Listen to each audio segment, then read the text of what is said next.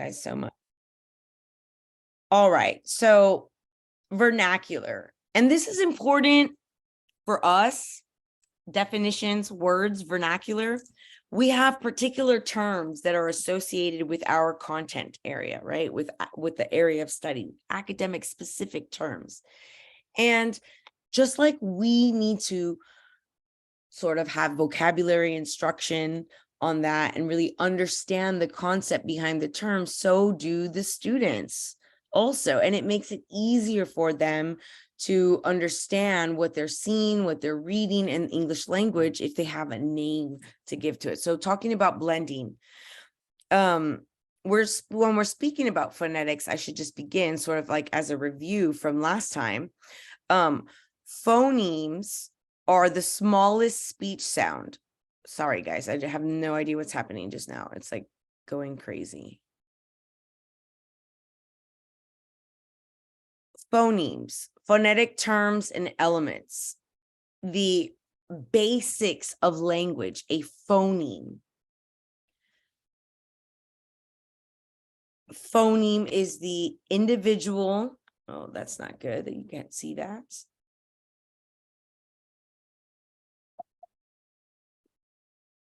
Phoneme, individual speech sounds.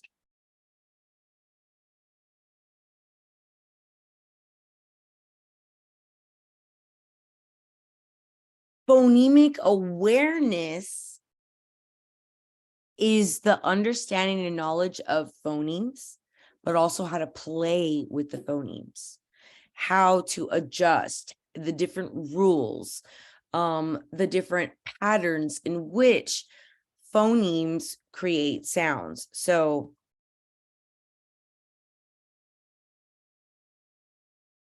later we'll take a look at the TEKS, which is what the students must get from your classroom, the knowledge and the skills that they must learn while they're in your classroom. And it particularly goes into what things in phonemic awareness. In fact, let's just very quickly, since we can and we're here, just jump out really quickly and take a look at those TEKS.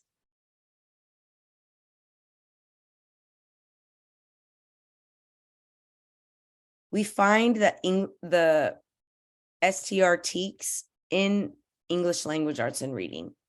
STR is a deeper dive into English language arts and reading. It is a hyper focus on areas of our English language arts instruction that we now know are so very important in order for ease of literacy to take place. Now, I had 3 children of my own go through the education system prior to STR. And even though all of them are amazing readers, very literate, very fluent, very successful students in academia, they did not access literacy as easily as my 2 youngest daughters, who only started elementary after STR was implemented. So it's interesting anecdotally based on my observation with my children. Going to the TEKS, I just jumped out of our PowerPoint to show you the TEKS because we are reviewing knowledge and skills that our students must gain while they're in our classroom. And so you'll see, this is kindergarten, you have them developing and sustaining foundational skills in oral language, and then the things that they have to do. Developing and sustaining foundational language skills in reading and writing, beginning reading and writing, and the things that they have to do. The things that they have to do are important. And we need to understand each and every one of these objectives that the students must master. We too must be aware, knowledgeable, and able to instruct and assess on those. So in order for the student to demonstrate phonological awareness, they have to identify and produce rhyming words, recognize spoken alliteration or groups of words that begin with the same spoken onset or initial sound. And those were some of the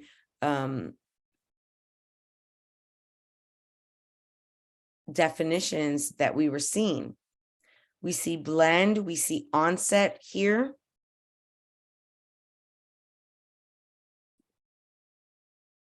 Onset, the initial consonant cluster. Peter Piper picked a pack of pickled peppers. A tongue twister? Yes. But so too is it alliteration, right? And getting kids to play. The cat climbed and clawed the clouds, right? From the couch.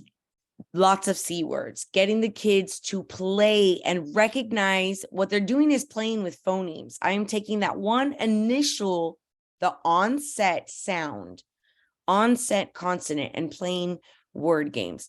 So going back to the terms here, each and every one of you should have access to this PowerPoint and also to the TEKS as well. And so each of these needs proper analysis, especially the TEKS, because whatever it is that is listed in the TEKS is fair game for the exam. Now,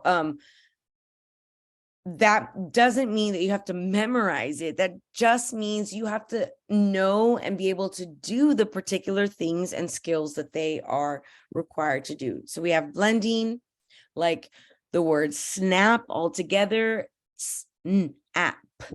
Individual phonemes. Each one of these is a phoneme, 4 phonemes to make a word. We read it together and it's snap together.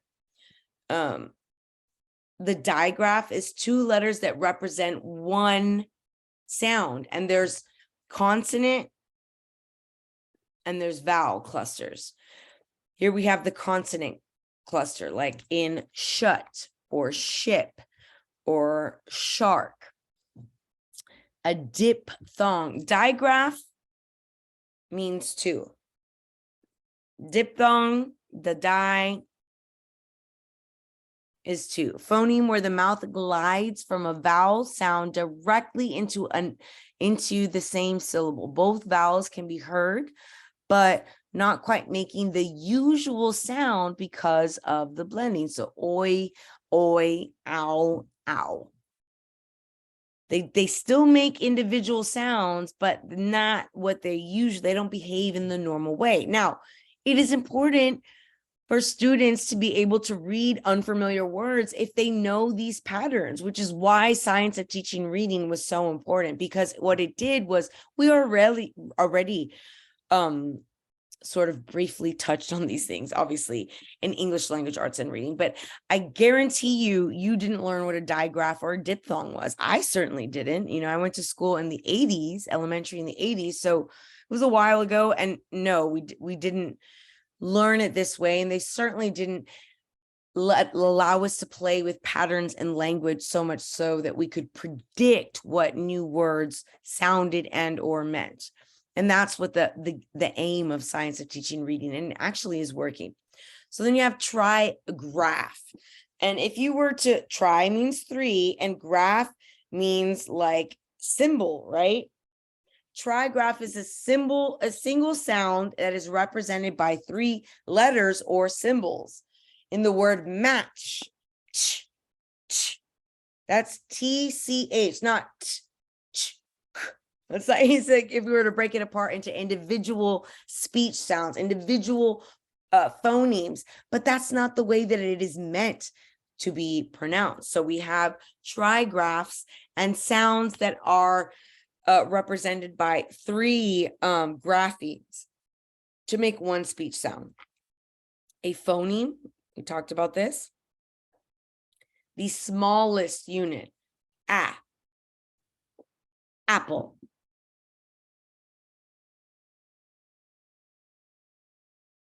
Right? Graphemes are the visual representation, the symbols. So like in a trigraph, there are 3 graphemes, right? 3 graphemes in ch. However, it's one phoneme. This is a very important point. Graphemes, phonemes, not the same. A phoneme is the sound that comes from the letters together. And sometimes it's just one letter that makes the phoneme. But in our language, sometimes multiple letters make that one speech sound. We discussed onset, the initial sound, initial consonant or consonant cluster, like sh is also the onset. Sh. The rhyme is after the onset. It's the vowel and the consonants that follow the onset. So in the word shut is the onset, even though it's two graphemes and one phoneme, and ut is the rhyme. Onset, rhyme at the end. And morpheme is a word, the smallest meaningful unit of language, a word by itself. So I'm going to give you guys an elevated. So if I wrote, let me see,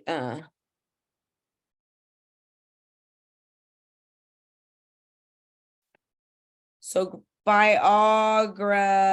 So bio has meaning in itself.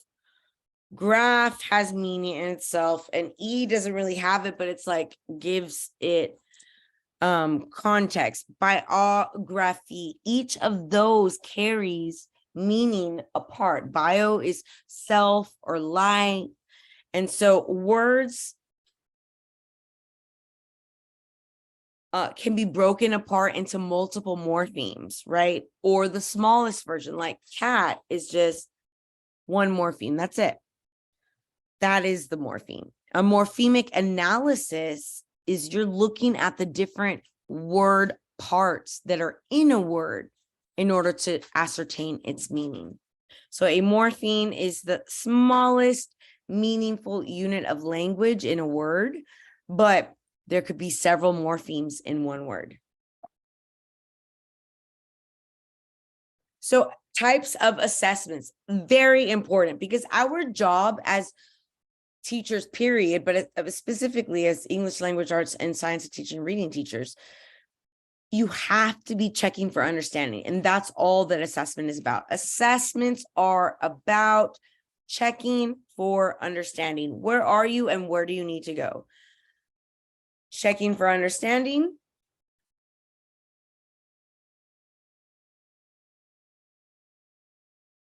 Where are you? And where do you need to go? We're doing this always, whether it's walking around and doing an informal assessment incorporated in the day-to-day activities, and you're like listening to people, making observations about student performance or their progress. That's important. There could be diagnostic.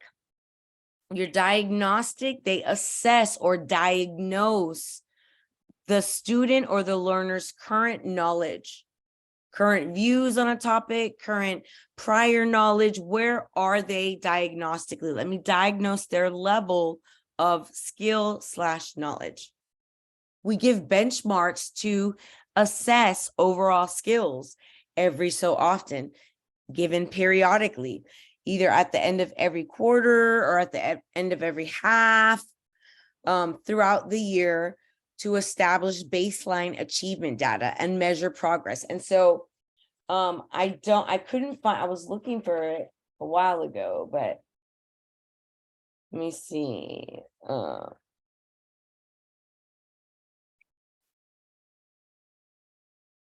There are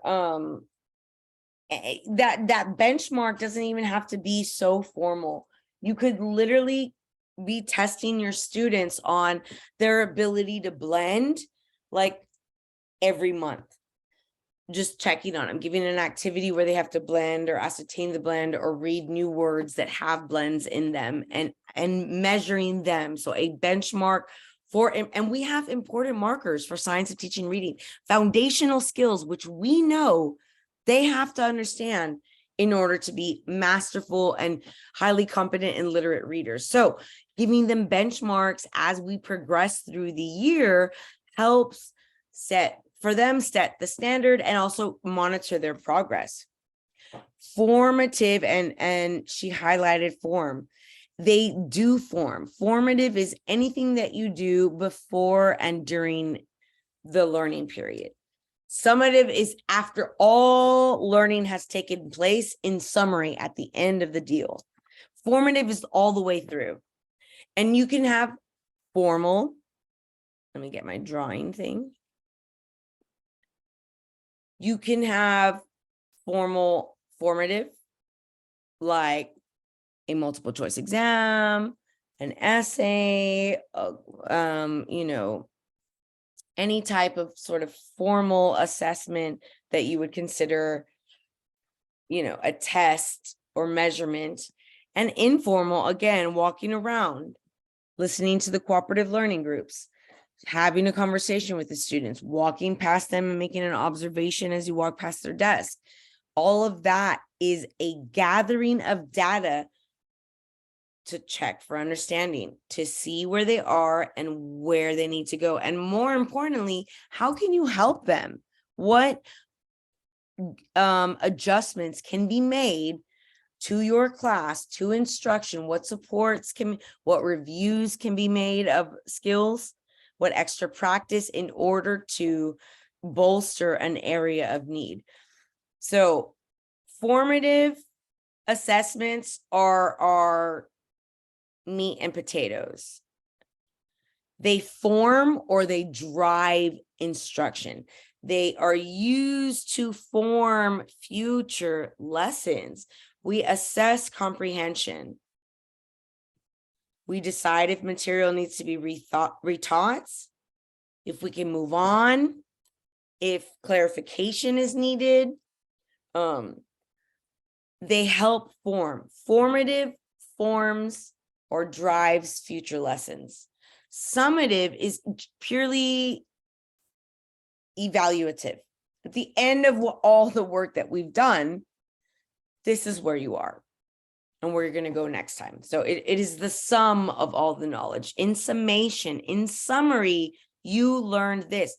Typically, in my mind, the years that I taught, summative was their test, their end of whatever the state gave them. That was their summative exam. After all the exercises of all the things that we did, the skills that we practiced and the knowledge that we learned, in summary, their performance on the standardized test for the state was the summative. We didn't have an end of year type situation. Mostly was just formative and maybe even semester exams, but not summative, not for me. For me, the summative was their state exam. In summary, this is what you got out of the class. Do we have any questions thus far?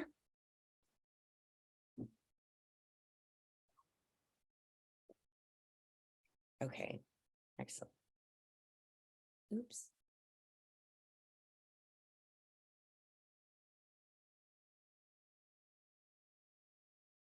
Sorry, guys.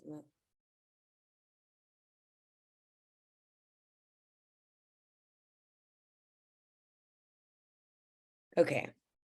So in domain 2, we go deeper into the foundational skills, which I was talking about. Competency 3 is understanding foundational concepts, principles, and best practices. That means activities, that means strategies, that means supports related to the development of oral language. So important. Look at that highlighted. Oral language is talking and listening. Listening and speaking. Speaking and listening. A quiet classroom is not acquiring language. There's no active learning going on. Students need to listen to a little bit of direct instruction, go out and do guided practice, do independent practice, and then come back for a discussion, talk to their peers, talk to the teacher, talking to develop oral language proficiency. It is known scientifically, theoretically and scientifically proven that oral language proficiency dictates whether or not someone is going to be able to be successful, not just in school, but in life. Your ability to listen and listen. You might not understand everything, but you would have the wherewithal to say, listen, these parts I didn't understand. That proficiency to understand and seek clarification, so very important. And this includes people who are students that are acquiring a second language, because not everyone is going to be a native English speaker. And so you're going to have students that are native English speakers that have low oral language proficiency. And then you're going to have, you might have ELL students, English language proficiency students, who are acquiring a second language and may be at an oral language proficiency in English, but their Spanish oral language proficiency is off the charts. Once you unlock English for them, oral language proficiency will be unlocked, period. So oral language proficiency, very, very important. Demonstrate knowledge of developmentally appropriate, what works for little kids, what works for kindergarten, first grade, second grade, third grade, hands-on, engaging activities where they're speaking, where they're reciting, where they're singing songs to practice, like they are involved in the situation, and utilizing evidence-based assessment to create instructional practices that promote all students' development in oral language skills. In order to promote their oral language skills, you have to let them talk. So if that question asks you at all, if you see the word oral language, development of oral language, you know best practice is getting them to speak, is going to be activities that have them listening to something or someone and then responding back, the gist of it, what they got from it. And if you look, we can go back now. If you look at, we're going to go just really quickly back to the TEKS. If we look at the oral language portion of it here, and you'll see it because it's right here and it's the same. It's going to be in each grade level, which is why you have to go to the English Language Arts and Reading standards, TEKS, not standards, TEKS, and do a deep dive in each grade level till third grade, oral language. Not for nothing, oral language proficiency holds pivotal, means it can turn you around and make things better, period. It is a ticket to be able to speak for yourself, advocate for yourself, to know the words and wherewithal to understand what's going on around you and to listen and be able to speak and connect ideas. It is pivotal to school success. Verbal engagement must be maximized across grade levels. That means if I'm a principal and I go by a kindergarten classroom and it's quiet, I'm going to be very upset. They should be in there talking about everything. What did you just do 5 minutes ago? Let's talk about this. Let's talk about that. We're talking. You, and not just willy-nilly, reinforcing the things that we've learned and the ideas. If we just read a book about saltwater crocodiles, and that's what we're talking about at the time in context, but having them always learning new vocabulary, talking about new things, talking to other students who might have access to more vocabulary and say things that they will learn, because language is learned by listening and speaking and modeling, of course, via direct instruction as well. But think about children at the house. Do they learn to listen and speak at home without any direct instruction? Are parents there literally teaching speaking and vocabulary skills and all of that stuff? No, you listen, they're watching and they're learning.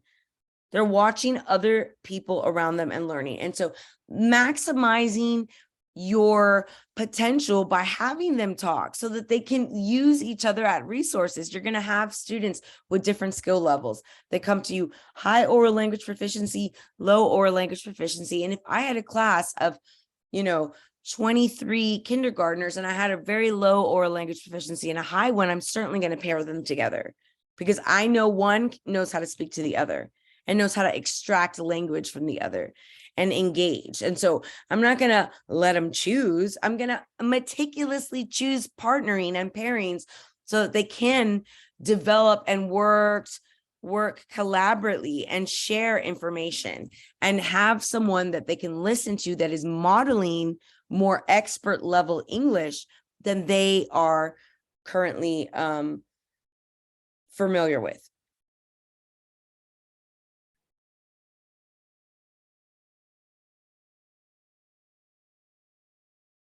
Academic language, phonemic awareness, phonological awareness, syllable patterns. Syllable patterns is under phonological awareness. Actually, phonemic awareness is under phonological awareness. And so competency 4 is about phonological, which is the overarching umbrella.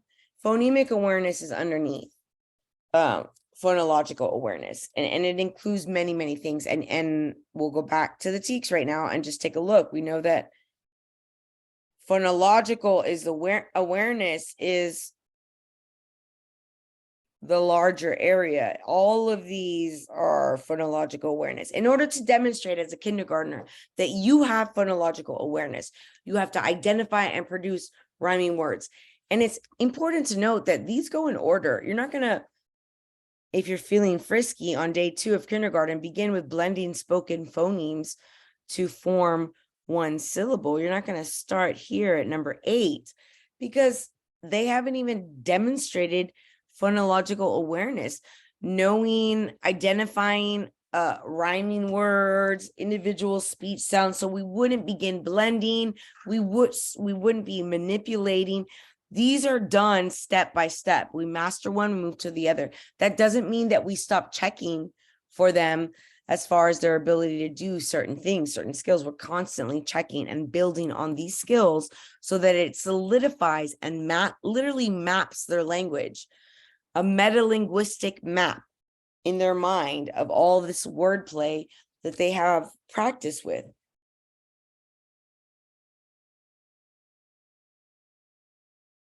Demonstrate and apply phonemic knowledge. Look, identifying and matching common sounds that letters represent. Common sounds that the letters like k, k, and then the cat, right? And they would circle it and do it together. But look at this. Using letter sound relationship to decode, including, this is the most basic. This is how it starts. The vowel consonant, and then moving on to consonant, vowel, consonant. So vowel consonant is like, is, it,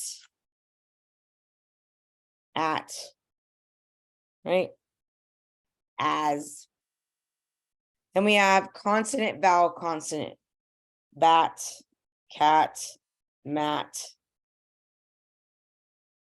rats. And incidentally, this is a sort of a word group, and it has a rhyming, but of the ending word, ending sound, right? The beginning, the onset doesn't rhyme, but the end does. So bat, cat, mat, rat. And with my students, when they're older, I can say, what if I erase the b and add a k, k sound? Erase the b and add a k. And they'll say, cat, it's cat. That's deletion, substitution of phonemes. And we want them to play so that they can see when they come into and have practice with learning new words, even at this very, very small level. CCVC, consonant, consonant, vowel, consonant. Ship. Shot. It looked like I was going to write the S, the shiznit word, but I wasn't. Ship, shot. And then the consonant, vowel, consonant, consonant words like rich. Consonant, vowel, consonant, consonant. And here we have ch, that ch sound, which makes one phoneme, but it is clearly 2 graphemes. So getting the students to understand, to play with language, and the English language is not easy. There are patterns, but then there are irregular patterns and one off or words that don't fit a particular rule that's important and like fundamental to our understanding. So playing with these, utilizing high frequency words, all of these reinforce the students' metalinguistics abilities.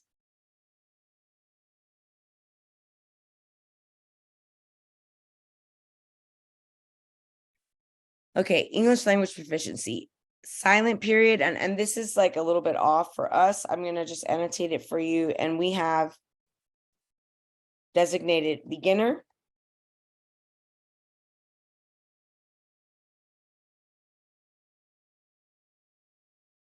and that might be silent.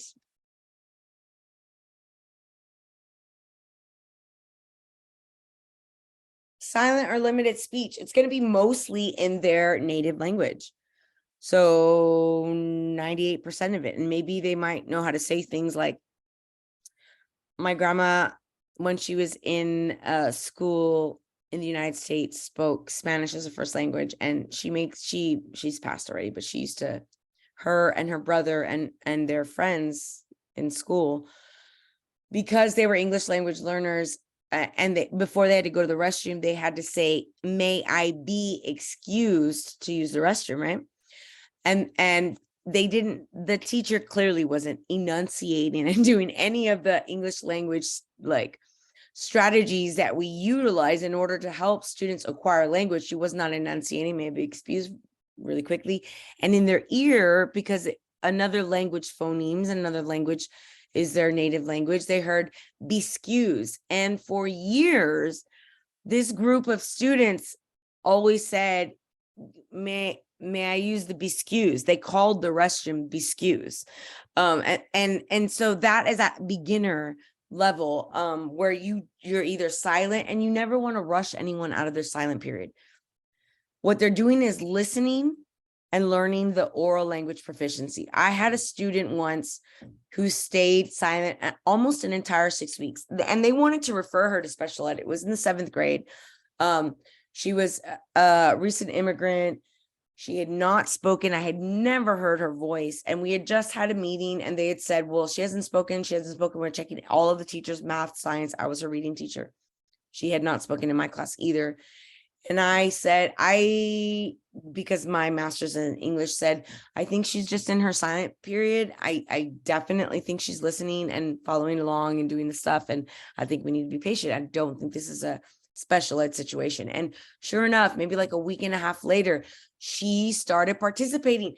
Nobody likes to feel ignorant. Nobody likes to feel confused or silly or out of the norm. And so if I know I'm going to be mispronouncing and I have no idea what I'm saying, I'm going to wait till I know.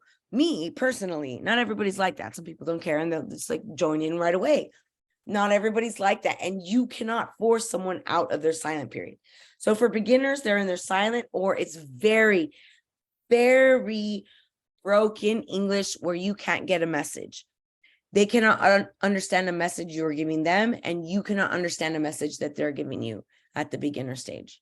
And this is the way that I am saying it is the way that the state is gonna dictate it. Then we have intermediate. Intermediate students can speak to you.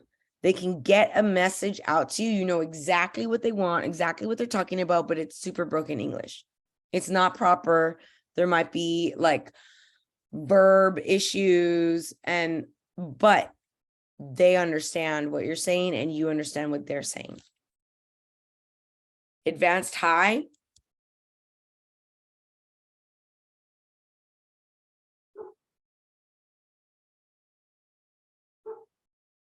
Advanced is they have pretty good handle on English. Very little supports are needed in the classroom. They can use complicated sentences. They might need some Spanish language. They might have some subject verb agreement, but only in writing, not in speaking anymore, just like in a writing sense. And last but not least, we have advanced high.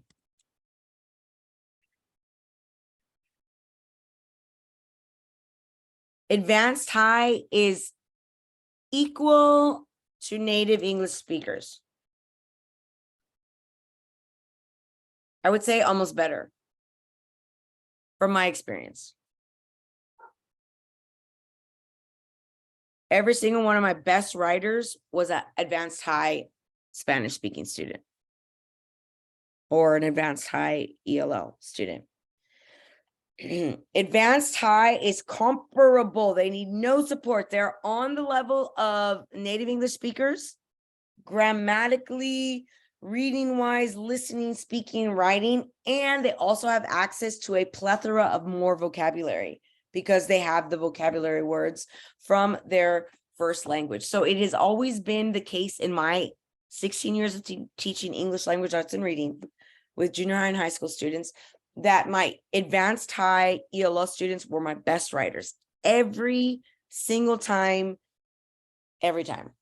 And they just had so much more access to language, to more ways of illustrating, more access to grammatical structure. I don't know if it was because of their knowledge of another language and just the playing and morphing the two together, but it makes a super writer, a super speaker. Once mastery is achieved in English language, it unlocks so much for the students.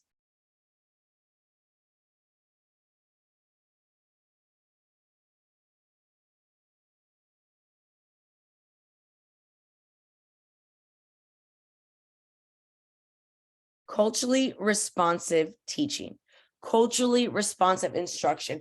That's you centering your student in your mind, all your students, when you're thinking about your lessons and making sure that you highlight, that you affirm, that you applaud unique cultural strengths in your students and nurture those.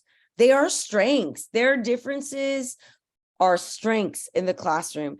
And in order for us to continually achieve that tailoring to them, to all of our students, culturally responsive instruction or teaching is really important. Having high expectations for everyone. Creating positive relationships with the family and the community, bringing people in from the community to create relationships with the students, showing your students, I have a relationship with your mom. She's cool. I like her. So make me call your mom. Like we will talk together. Positive relationships with the family. Cultural sensitivity. Do not be insensitive to your students. A student will not learn from you if they do not feel safe with you. And if you're laughing about them or their people, or their people's people or something, it's not, their brains will not be open for business, period. It will not. It's a flight or fight situation, and it's not going to work out well. And it's not going to work out in mastery of TEKS or mastery in literacy. Achieving, active teaching message. Don't sit at your desk, be involved, talk to your students, talk to them like they're real people, like they're important to you. Like they have something important to say. It's unfortunate, but sometimes students don't have parents at home who listen to their kids. They don't have someone to practice oral language proficiency. Like, let me talk to you. Man, I have 5 kids and I am an English teacher and obviously realize how important oral language proficiency. And I let my children talk ad nauseum. And sometimes I'm tired. And I'm like, I just want to end this conversation right now because I'm done. This is like child number 4, but it's so important for so many reasons. A, to feel important, like what they're saying is important. They have something to say. Someone important is listening to them and they're practicing language. And then that interaction, that listening to what you say back and ingesting it, very, very important. Active teacher methods are important because you can't just be someone who gives a lesson at the board, gives a handout, and then di que te fue bien, say that it went well for you with that.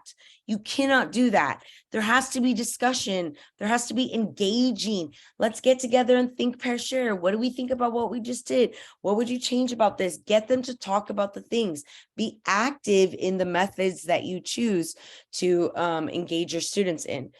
You are a facilitator. You are not the director. You are not the manager. You are not the boss. You are a facilitator. You facilitate the knowledge process, the learning process. You are the person who greases the wheels. You set it up, put the grease on there, and then you let it slide, and you facilitate the students to grow and learn. They won't always get it right, and that's okay, because it's better for them to get it wrong while they're with us, whether it's behavior or content wise, for us to redirect them. They don't always have redirection at home. And that's just a simple fact, not just because people are negligent, but because people are literally working more than one jobs to keep people afloat. And so the students, the kids really suffer at the end of the day. And I mean, I started teaching in 2003, 2004, but even then I saw how like just,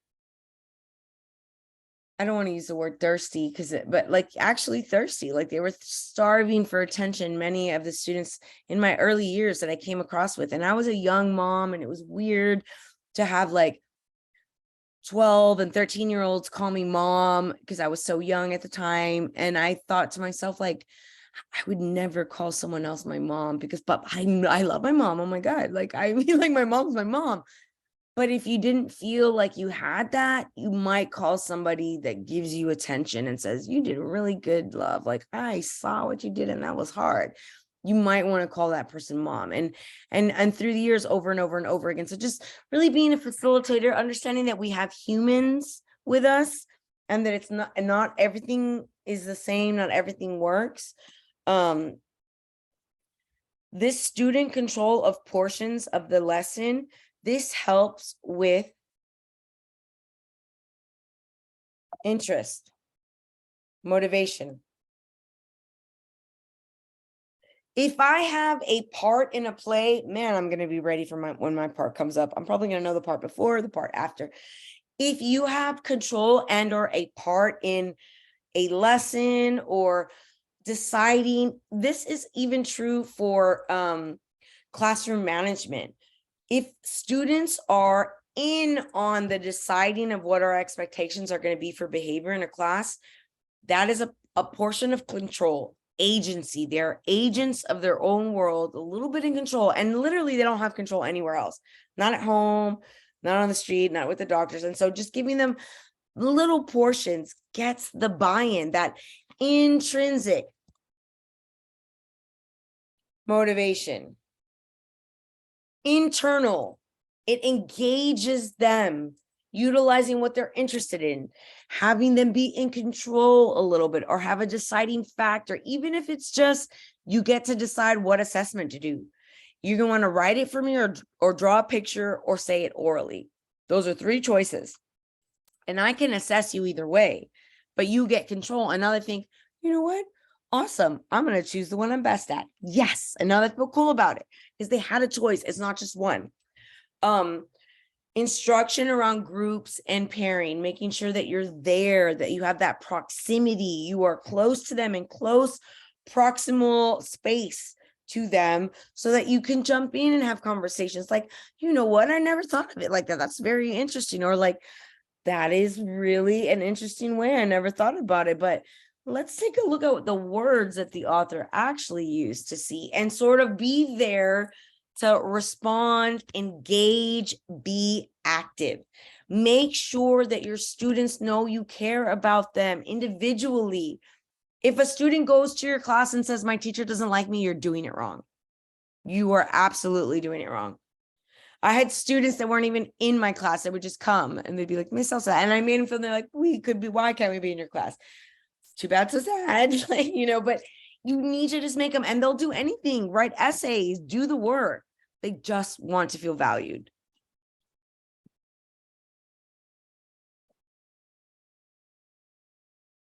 Okay, before we're going to leave here for tonight and start next week on the rest of the slides. Hold on. But I just wanted to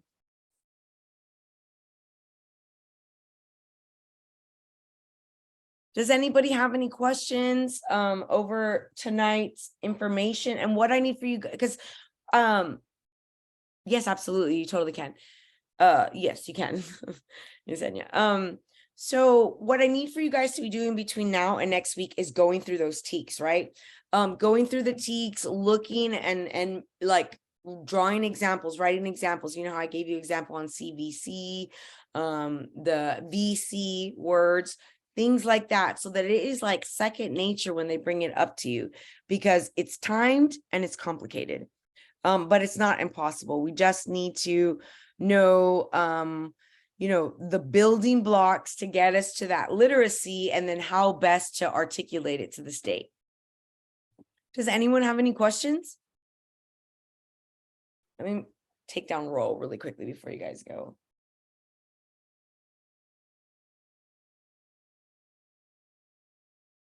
Let's see. Michaela, thank you, Michaela, for coming this evening. I will mark it in your file that you attended. Megan, thank you so much for attending. And Yesenia, thank you so much for attending. You can stay after if you would like to speak with me. So you guys are dismissed. Between this week and next week, I'd like for you to do a deep dive of your foundational reading standards for kindergarten, first, second, and third grades. Do I have any questions?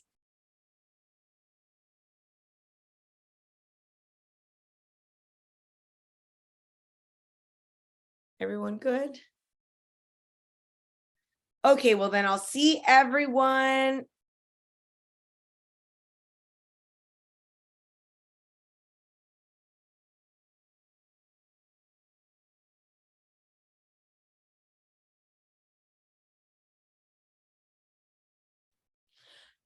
Thank you for that. Thank you so much, guys. We're going to continue where we left off today, and then also look at some practice questions, go through like the nitty gritty of how they try to be sneaky, because they do try to be sneaky. It's not meant to be an easy exam by any stretch of the imagination. In fact, it takes already complicated knowledge and makes it more complicated. So we're going to go through that next week. So I look forward to seeing you guys. I hope you all can make it. If not, I will certainly post it unless someone objects.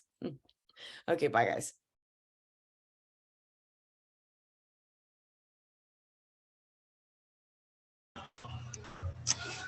Hi, Yesenia.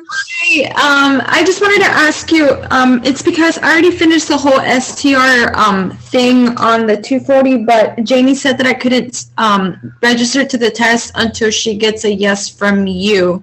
Okay. So I was just wondering, what are the requirements with you in order for me to get that yes for me to officially submit the test? Absolutely. So have you taken it before? I have. Okay. And have you sent me your scores to look at? No, I haven't. Okay, let me see if I can pull them up, maybe. Yeah, absolutely. Just go ahead and send them to me now. Or you can send them to me tonight. But what I need for you to do is just finish watching the STR videos, because I go into detail about the essay and whatnot. Once you're done with those, which they're the ones on your YouTube, right? Yes. Okay, so I did delete everything. I don't know. I broke my phone and then I deleted all my my emails. Can you? I know that you send them to me over like that break of Christmas. Yeah, I can resend them to you. No problem. Yeah. Just so I can have a link to that. Honestly, I think I got a 2 something, but that was like literally with no like studying, no preparation, and this is another one that you can go in with no preparation. Yeah, so I didn't do as bad as I thought I was gonna do, honestly. Good. I'll watch that, and by the end of this week, hopefully, I'm not gonna like register to like next week, you know. I want to give myself at least another month. I just want to have the date already. Right, and I think that's smart, because once you have a date, you can be like, this is how I plan out my study. Yeah, absolutely, in preparation. So I agree with that. I'll ask them to open it tomorrow so you can prepare. What I want for you to do between now and then, and when you take it, is watch the videos and come to the Thursday class. And here and to like a test. I'm thinking by like maybe mid-February or the end of February, but just have like a set date to where I can like, okay, I'm really gonna take it. I really need absolutely. instead of just being like, oh, well, I don't know, I don't have a date or whatever. But Monday. Yeah. No, I get it. okay, I'll ask them to open the exam for you tomorrow.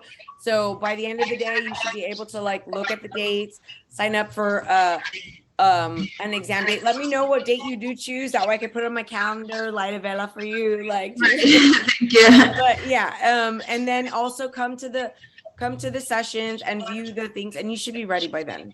Okay, alrighty. I'll go ahead and send you still my my scores. I'll log into the whole website just so you can have a look at it.